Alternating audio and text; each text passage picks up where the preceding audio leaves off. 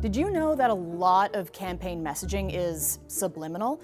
Before a candidate even says anything, they're telling you a story with what they wear, how they're standing, the pictures they post on social media. Every granular detail is planned out well in advance. It wouldn't be out of this realm to have, some of the candidates possibly even focus grouping their ties.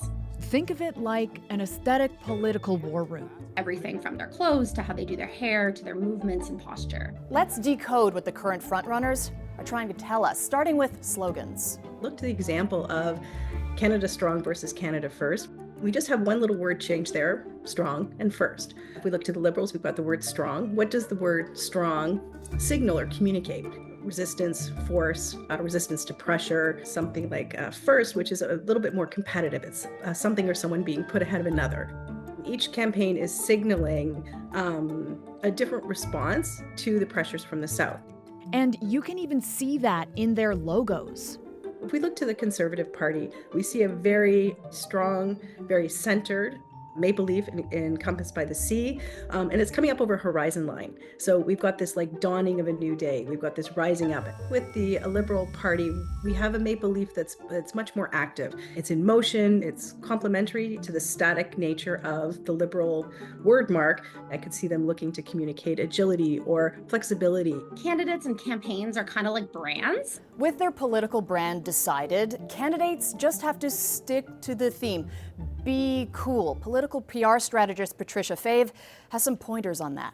The Gilles Duceppe hairnet debacle has haunted every campaign team ever since.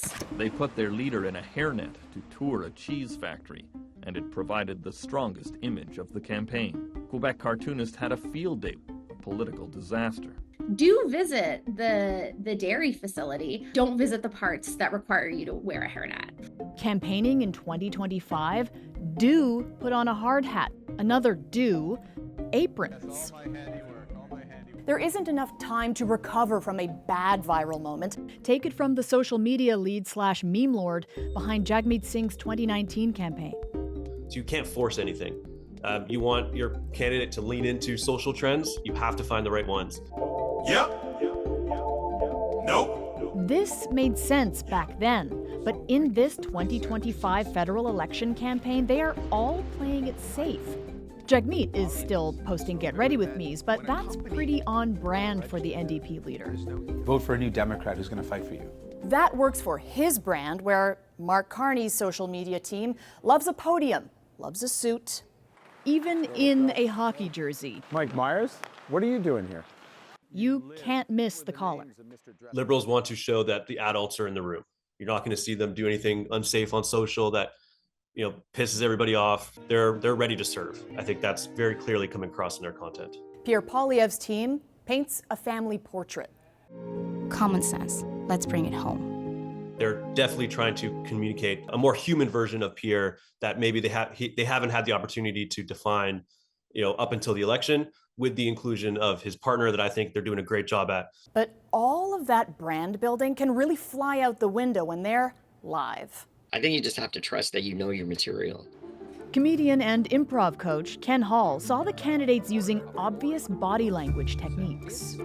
In acting, they call to put the focus on someone. A lot of the times, Mark Carney would just look very stoically forward and not really engage in a way to maybe diminish that moment. But you can get too wrapped up in technique and talking points, leaving no room for play between scene partners, candidates. Mr. Trump will be 90 years old, not president no more, and somebody of course, well, I'm going to ask myself a question.